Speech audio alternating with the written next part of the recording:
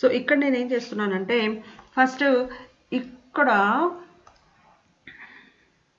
ఇంకొక మాలిక్యూల్ తీసుకుంటున్నాను మీకు అర్థం అవడం కోసం. చాలా సింపుల్ మాలిక్యూల్గా తీసుకుని మీకు అయితే ఎక్స్ప్లెయిన్ చేయడానికి ట్రై చేస్తున్నాను. ఒకసారి చూడండి. కార్బన్ తీసుకున్నాను. Carbon attached to CH2CH3. Okay, అలాగే ఇంకొక వైపు carbon double bond CH2. Okay, అలాగే ఇటువైపు హైడ్రోజన్, ఇటువైపు OH.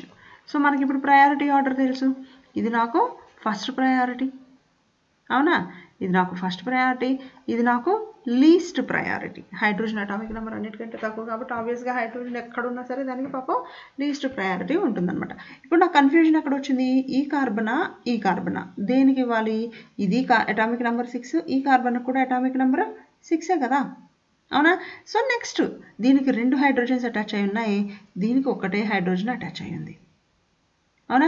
సో నెక్స్ట్ ఎప్పుడైతే ఈ కార్బన్కి డబుల్ బాండ్ ఉందో నేను దీన్ని ఈ గ్రూప్ని ఎలా కన్సిడర్ చేస్తాను అంటే ఈ CH ఒకవైపు CH2కి మరోవైపు ఇంకొక CH2కి అటాచ్ అయి ఉంది అని కన్సిడర్ చేసుకుంటాను అనమాట. సో నాకు ఎప్పుడైతే నేను దీని పైన ఉన్న CH3 ఉంది కదా, సో ఈ కార్బన్కి ఈ కార్బన్ అటాచ్ అయింది, ఈ కార్బన్ అటాచ్ అయింది. నెక్స్ట్ హైడ్రోజన్, ఇక్కడ హైడ్రోజన్, కానీ ఇక్కడ ఒక హైడ్రోజన్ ఉంది, ఇక్కడ 2 CH2s ఉన్నాయి. సో ఈ గ్రూపా అంటే పైన ఉన్న గ్రూపా ఆర్ కింద ఉన్న గ్రూపా అన్నప్పుడు నాకు కింద ఉన్న గ్రూపే ప్రయారిటీ వస్తుంది. సో ఇది నాకు ప్రయారిటీ నెంబర్ 2, అలాగే ఇది ప్రయారిటీ నెంబర్ 3 అవుతుంది అనమాట.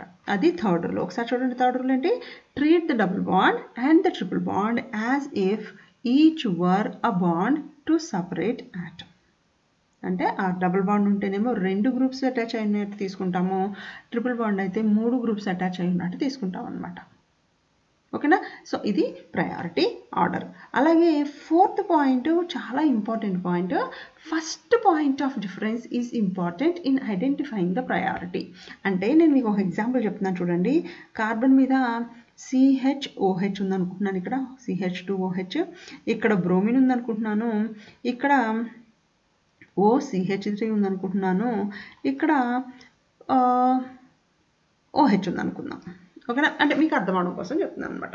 సో ఎప్పుడైతే నాకు ఇలా ఒక కార్బన్ మీద 4 డిఫరెంట్ గ్రూప్స్ ఉన్నాయో ఇది నాకు అసిమెట్రిక్ కార్బన్, నేను ఇప్పుడు దీనికి నంబరింగ్ ఇవ్వాలి, అవునా? సో ఈ కార్బన్కి ఏమి అటాచ్ అయ్యి ఉన్నాయి చూడండి. ఇక్కడ కార్బన్ అంటే అటామిక్ నెంబర్ 6, ఇక్కడ ఆక్సిజన్ అటామిక్ నెంబర్ 8, ఇక్కడ ఆక్సిజన్ అటామిక్ నెంబర్ 8, ఇక్కడ బ్రోమిన్ అనేది అన్నిటికంటే ఎక్కువ అటామిక్ నెంబర్ ఉంది. సో బ్రోమిన్ అనేది నాకు అటామిక్ నెంబర్ ఎక్కువ ఉండటం వల్ల దాని ప్రయారిటీ 1 ఇస్తాను. నెక్స్ట్ ప్రయారిటీ ఏమి ఇవ్వాల్సి వస్తుంది నాకు? నెక్స్ట్ ప్రయారిటీ ఈ OH ఇవ్వాలా, OCH3 ఇవ్వాలా? ఏమి ఇవ్వాలి చెప్పండి? Very good. సో OCH3, ఎందుకని? O తర్వాత కార్బన్ అటాచ్ అయింది, ఇక్కడ O తర్వాత H అటామిక్ నెంబర్ ఉంది కాబట్టి లీస్ట్ అటామిక్ నెంబర్ కాబట్టి దీనికి థర్డ్ ప్రయారిటీ ఇస్తాము. అర్థమైందా? ఇదేమో హైయెస్ట్ అటామిక్ నెంబర్ కాబట్టి ఫస్ట్ ప్రయారిటీ, ఇది సేమ్ ఆక్సిజన్ 2 వైపులా ఉన్నా కూడా నెక్స్ట్ CH3కి అటాచ్ అయింది కాబట్టి దీనికి సెకండ్ ప్రయారిటీ, అలాగే O తర్వాత H ఉంది కాబట్టి దీనికి థర్డ్ ప్రయారిటీ. ఇది మరి నెక్స్ట్ కార్బన్కి అటామిక్ నెంబర్ అనేది 6 కాబట్టి దీనికి నాకు ఫోర్త్ ప్రయారిటీ వస్తుంది. ఇప్పుడు జనరల్గా మనకు వచ్చే కన్ఫ్యూజన్ ఎక్కడ వస్తుందంటే, మేడం మీరు అంతా చెప్పారు బాగుంది, కానీ ఈ CH2 మీద కూడా OH ఉంది కదా, ఈ OHని ఎందుకని కన్సిడర్ చేయట్లేదు మీరు అనే క్వశ్చన్ జనరల్గా పిల్లలు నన్ను అడుగుతుంటారు. ఎందుకు కన్సిడర్ చేయట్లేదు అంటే మీకు ఫస్ట్ ఏదైతే కార్బన్కి అటాచ్ అయ్యి ఉందో అది మీకు డిఫరెన్స్ వచ్చేసింది. ఫస్ట్ పాయింట్ ఆఫ్ డిఫరెన్స్ ఎక్కడైతే వచ్చిందో అక్కడ మీకు క్లారిటీ అనేది వచ్చేసింది, అయిపోయింది. అంటే ఈ కార్బన్ మీకు కైరల్ కార్బన్ అయినప్పుడు దీనికి ఏమి అటాచ్ అయి ఉన్నాయి? ఇక్కడ కార్బన్ అటాచ్ అయింది, ఇక్కడ బ్రోమిన్ అటాచ్ అయింది, ఇక్కడ ఆక్సిజన్, ఇవి డిసైడింగ్ ఫ్యాక్టర్స్. మీకు ఆల్రెడీ ఇది మీకు ఫోర్త్ ప్రయారిటీ అని మీకు డిసైడ్ అయిపోయిన తర్వాత ఇది పక్కన అయోడిన్కి అటాచ్ అయి ఉన్నా సరే, అంటే బ్రోమిన్ కంటే ఎక్కువ అటామిక్ నెంబర్ కదా అది అయోడిన్కి అటాచ్ అయి ఉన్నా సరే మనకి సంబంధం లేదు. So first point of difference ఎక్కడ ఉంటుందో అంతే, డన్. దాంతో మనము క్లారిటీగా ప్రయారిటీ ఆర్డర్ చెప్పేస్తామన్నమాట. అర్థమైందా? సో ఈ రూల్స్ని పట్టుకుని ఇలా ప్రయారిటీ ఆర్డర్స్ ఇవ్వటము, ఈ ప్రయారిటీ ఆర్డర్స్కి ర్యాంకింగ్స్ అంటే first priority, second priority, third and fourth priority ఇచ్చిన దాన్ని బట్టి మనం ఆర్ఎస్ కాన్ఫిగరేషన్ చెప్తాము.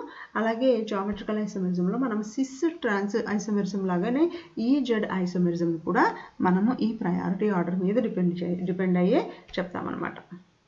సో ఇవి ఇంపార్టెంట్ 4 పాయింట్స్. ఓకేనా?